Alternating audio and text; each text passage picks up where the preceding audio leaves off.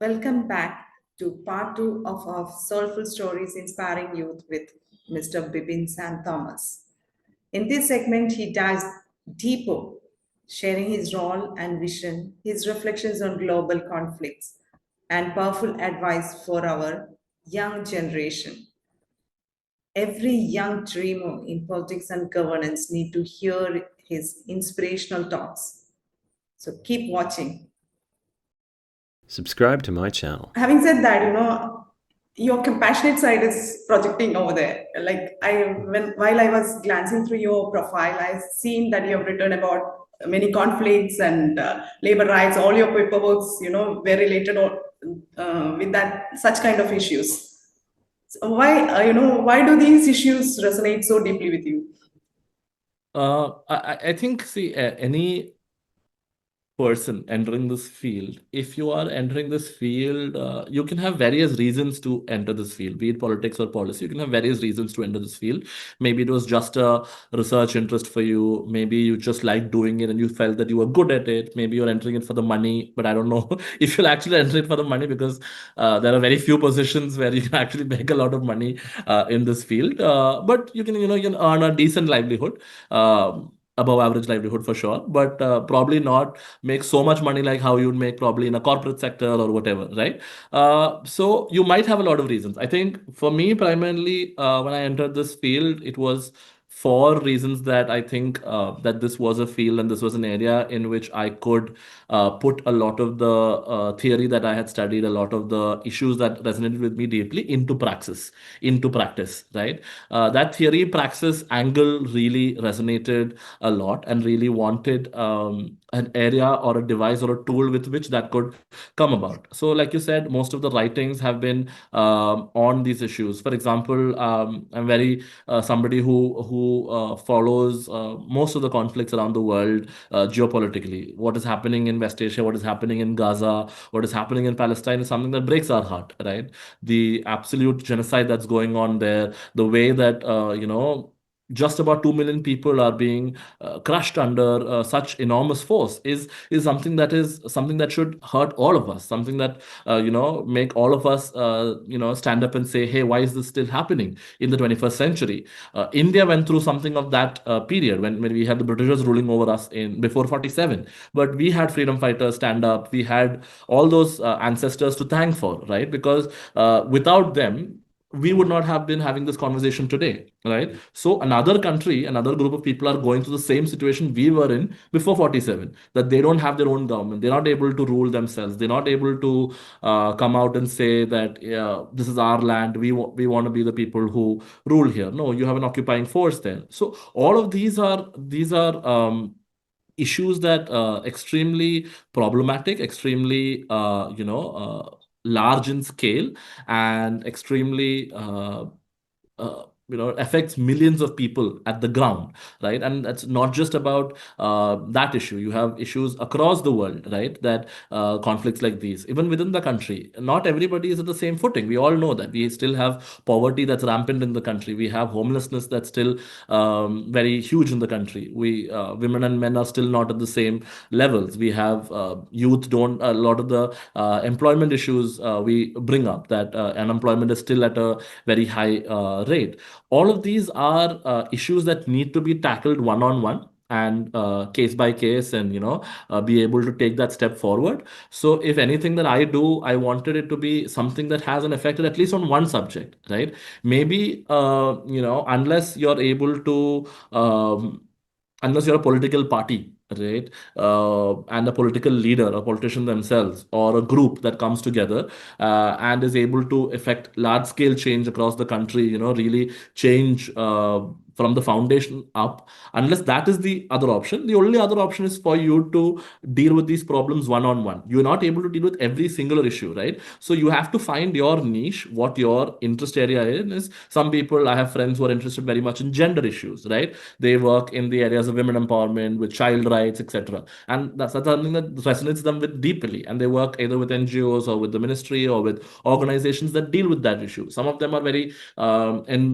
enraged by the way that that we are looking at the issues of climate change and the way that we're destroying the environment. So they work with organizations that deal with those issues as well. So find your niche, I would say, find what is most close to you, and the issues that really make you, feel a sense of grudge against the world or a grudge against that particular oppressive tactic, and put yourself in the shoes of the people who will be helped, or who will have a voice because you are able to help in whichever small way. I'm not saying that anything that I do will save the country, or anything that you will do, or anything any of the people who are listening to this do will immediately save the country. No, but even if you're able to help a small group of people, or a small community, or one area, one district, one state, where whatever the case might be, start small, but find an issue that really resonates with you. Find something that you're passionate about. That passion can come from your identity, that passion can come from your readings, that passion can come from who you are as a person. But find that passion and put yourself out there in those areas in which that those issues can be tackled with. And I think that is where that sort of, when you mentioned all the writings that I have done, or all the work that I'm doing, that it comes from that passion to work for people in those marginalizations. Great to know that. And apart from all this, when it comes to our adolescent upcoming generation, many young people struggle with setting goals or discovering their hidden potential. What message do you have for them? Uh, I think, see, I am still at the precipice of my journey. I'm still starting out. I wouldn't say that my journey has been very long. In fact, it's just been a few years. Um, and I think one good advice that I don't think I am capable enough or good enough to give advice to anybody. But I think at least one good advice that I got when I started off was from a journalist that I met in my organization. He told me that regardless of what you do, just be curious, right? Curiosity, I think, as soon as curiosity dies in you, I think we lose a sense of who we are. Because I think all of the things that I have done have just been out of sheer curiosity and nothing really else. Because I saw a poster here that said this is happening. I was curious about, what that is. And then I went and enrolled for myself there. Maybe I won't enjoy the class, or maybe I won't enjoy the session, or maybe I did not enjoy the workshop. But it's okay. I learned something new, right? So I think it is all about, even if you feel like you are stuck in a place where you can't discover what is passionate to you.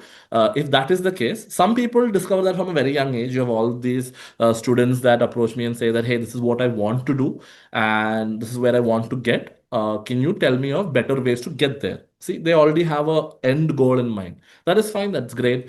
But some of them don't have that end goal in mind. They're like, I am not sure where I want what I want to do. Right? To those students, because I was in that stage as well, because I was being told a lot of different things when I was growing up. Hey, you should do this. You should do that. This is something that's good for you. So other people were trying to take decisions for me. Right? Which I think I was very resistant about. Very, very. I was like, no, don't take decisions for me. I will list. I will come to you if I want advice, but let me explore. Let me be curious and explore. And that is something that you should tell yourself, right? If you did one course, this is something that a lot of students tell me, that I did science when I was in 11th and 12th. Now I want to enter the policy field. Can I do it? Of course you can do it. Of course you can change these things. None of these things are set in stone. Or I did commerce when I was in this, but I want to go into a field that's more artistic. Of course you can turn into something more artistic, right? All of these are avenues that are open for us. All you have to do is, one, believe in yourself a little, and two, be a little curious about all of these things. Even if you have pushback from people around you, there's only so much that they can push you around with, right? Like, there's only so much that they can do in terms of restricting who you are going to be. Especially now with the internet, everything is so much more easier to do. Earlier, if you were an artist, you had to find yourself a gallery, you had to find yourself a sponsor, you had to find yourself a teacher who would take you under his or her wings. You would have to find a publisher. You have to find so many things, okay, to become an artist that's going to be that's going to get you money doing that, okay. Now, as an artist, you can put yourself, make a free account on Instagram and start posting whatever your art might be, right? All of your content creators, all of your creators have come from that field, right? Political leaders earlier had to join a party. Now we have voices who are advocating for things, starting with the social media. They are starting YouTube channels, they're starting Instagram profiles, they are putting themselves out there, they're writing for papers. So you have a lot more tools at your disposal, regardless of how you want to go there, how you want to reach the place that you want to reach. I would just say make as much use of all the things that are around you, and even if you make mistakes, that is completely fine. None of us reached here without making mistakes. Are there things that I regret that I did? Not really, because I think all of those mistakes that I did, are there mistakes for sure? There were hundreds of mistakes. But are those mistakes that I regret? Probably not, because a lot of those mistakes helped me, become who I am today. Would I go back and change it? Yes, of course I would change it. If I could not make that mistake and do a separate something else, I would definitely do that. But in retrospect, do I regret them? No, that taught me something else, right? So it is okay to make mistakes, but definitely don't leave your curiosity anywhere. All the niche fields that people are coming out with, all the various new inventions that we are making in the world, especially today with AI, with everything that's happening, right? All of these is a world that's opening to you, that's very, very, very vast, right? So go out there and explore, be curious. I think you will find your path. That's a great message for our viewers. What does success mean to you beyond positions and titles? I think I will, if I ever am successful, I will probably have an answer to it. But I think, success is a word that we give a lot of importance to, right? And I think we shouldn't. To be very, very honest, we shouldn't, because perfection is something that a lot of the times is associated with success, right? That if you do all of these things perfectly, you will be successful in life. That is not really the case, right? Most of the people that you look at around the world who you think are successful, a lot of them had companies that failed. A lot of them dropped out of school. A lot of them did not take, the same career path that most of others took, right? So it's that same Robert Frost uh, poem, right? Some of them took the path that was less traveled by, right? So I think success is something that is can't be defined, right? Very difficult to define. If I were to define it personally for me, I think that is something that all of us have to do. Never look at an objective definition of success, or what success was for somebody else can't be what success is for you. But I think what success can be for me is if in my future, right? Because like I said, I'm still at the precipice of my career, still at the precipice of what I have to do for the world or do for myself, right? Success for me will always be, if somebody were to tell me that, hey, something that you did really helped our community and really helped us. We were in a struggling position, and this helped us get out of it. I think at that point I'd be like, okay, that was successful, right? We were successful in that, and I wanted that group to be able to do that for the next person, right, or the next group. So I think it's just about paying it forward. I have been here because of the help and because of the work of so many people, be it parents, be it my siblings, be it my friends, be it a lot of my well-wishers, mentors, faculty, a lot of people, strangers I have met, at many positions. Like, for example, I was in Nashik for many months doing my thesis. I was living with an onion farmer and his family there for 3 months, and he had no reason to host me in his house. His house barely had space for him to live in, right? It was just a small one room thatched house with already a bull living inside that house and them three on the floor already living there. They were like, hey, we have a small cot. We don't normally put it inside, we put it outside. But you can stay there because more comfortable, there's good air there. Why did he have to give me his cot and let me stay with him for 3 months? I was a very young student who was still in his early 20s, who was doing a dissertation or a thesis on them. For some reason he thought maybe in the future he will be able to help us out, or be able to create situations that are better for the community there. So, but he was a stranger to me, right? By the end of the 3 months, he became like family, and his family became like family. But he was a stranger to me when I met him. He had no reason to take me under his wing and provide that kind of things for you. So all of these are people who help you get to a position, right? And all of that are also success, I think, right? Because for them also, they are doing things for somebody who will probably help them back in turn, or help their community back in turn, or help their future generations. And that's what I think as well, right? If I can do something for a community or for a person, that will in turn help them get out of a situation where it's not ideal, and they will go on to do something for somebody else. That's all that we can do. All of these are ripple effects. All of these are like that old butterfly effect. If you probably flap your wings here, it's probably going to create a storm miles away. So I think that is what I think personally success is for me. But I would encourage everybody to define what success is for them, because otherwise we will be always very sad thinking that we are not successful if we start comparing our success to somebody else's version of success. Yeah, that's really motivating. Okay. What's next on your wish list? Good question. I think I mean, again, I hope I have a very clear-cut answer for it. But it's probably a more wider canvas. Now that I'm here, like I said, I've always wanted to work in conflict zones. That has been what has driven me. Um, Zones where there is, an ongoing famine, a war, a conflict that's raging. Those are the areas I have felt that most of my work or most of my actions need to be targeted towards. So this also I'm using as an as a way for me to move into a position like that, because a lot of the times work in these conflict areas are in the forms of volunteers, etc. Right? So I am not in a position where I can just volunteer and then devote my time and not have any payment or anything coming towards me, because I also have I'm also in a stage where my parents are retiring, where probably another family needs to be thought about, etc., and need to be independent, so to speak, right? So you also need to look at those avenues as well. So I want to be able to move into an area where I can both work in those areas, but also be able to be compensated for those efforts as well, because those are dangerous and more problem areas, so to speak, right? So hopefully my next step takes me there. I am actively trying for it. I don't know when it will come around, maybe in a year, maybe in 2 years, but that will be the effort. And post when I'm there, I don't know what the step after that will be, but I'm somebody, like I've said, I'm somebody who's curious, so maybe something else will take me in a different direction later on. Yeah. One last question.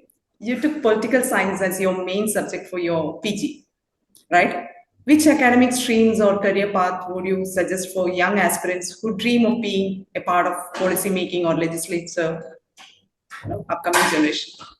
I think the one good thing about this field is that there is no barrier to entry, right?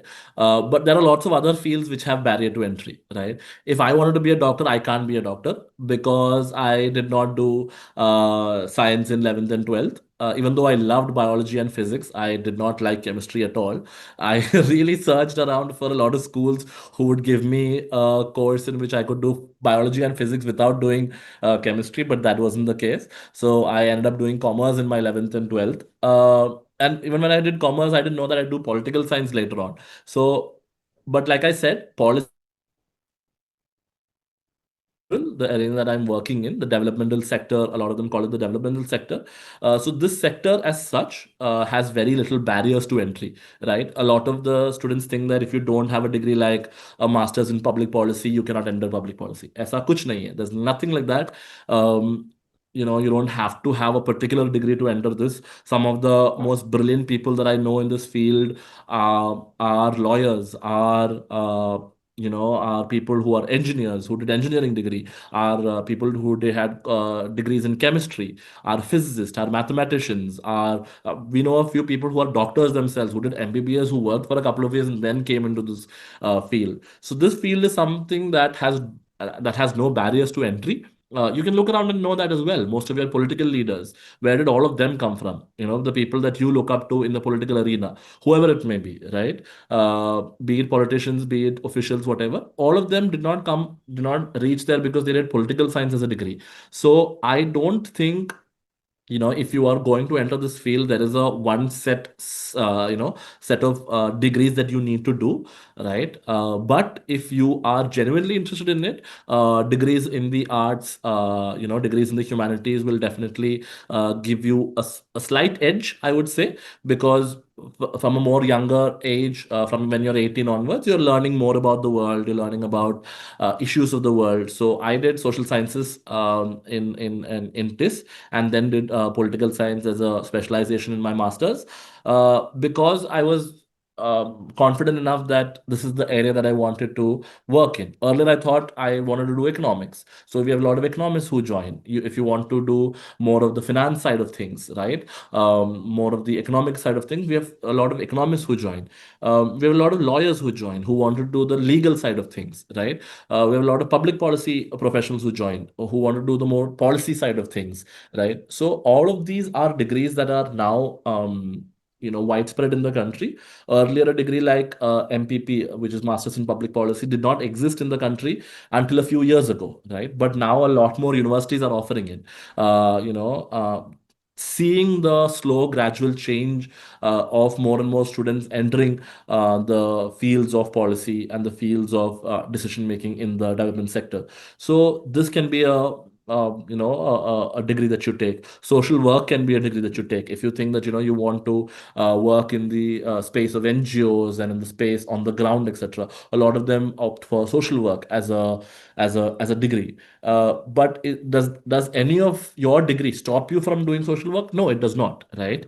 It just means that in your own time, you'll have to probably do a little more homework, learn a little more about things that are happening in the world and the country, and then look out for opportunities in which you can work, right? Now, even if there aren't openings or even if there aren't vacancies in which you can work, you can always create something of your own. We have a lot of students who have gone on to build their own organizations, build their own NGOs, right? None of these are impediments currently. None of these are things that stop you currently.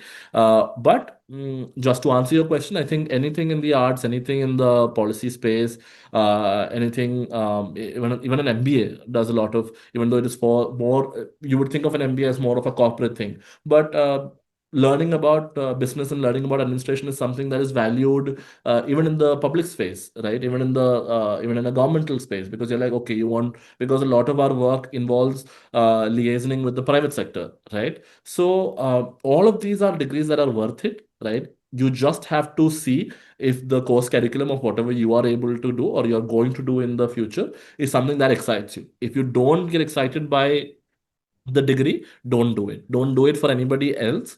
Do it for yourself. If you are thinking that I should do a public policy alone, but I'm very interested in physics, but I really want to do physics as a course, do physics. Nothing stops you there. Maybe later in life you can be a physicist, or you can change and become a public policy professional. So thankfully, this is a field without a lot of impediments, without a lot of obstacles. So you have that advantage. Again, great information for them. Between your busy schedules, you have given us your valuable time, shared your inspirational journey with soulful stories. I certainly hope that this will create a lasting impact on the young aspirants who dream of choosing a similar path. Soulful Stories, Inspiring Youth is truly inducted to you. Once again, thank you, and we wish you all the success for your future endeavors. And I think you have spoken straight from your heart, and really appreciate that for your time, for your effort, everything. Thank you so much for being with us. Thank you. Thank you so much, Ranjita, for inviting me. And thank you to the Soulful Stories team. I hope this becomes a bigger, platform, a lot more, people joining in and sharing their stories. I hope to come back and watch all of them. And I hope all of the students who watch it as well have some sort of feeling that, okay, we can also like go out there and do these things. And I hope that's the case. Thank you so much for inviting me. Thank you so much, See dear. you.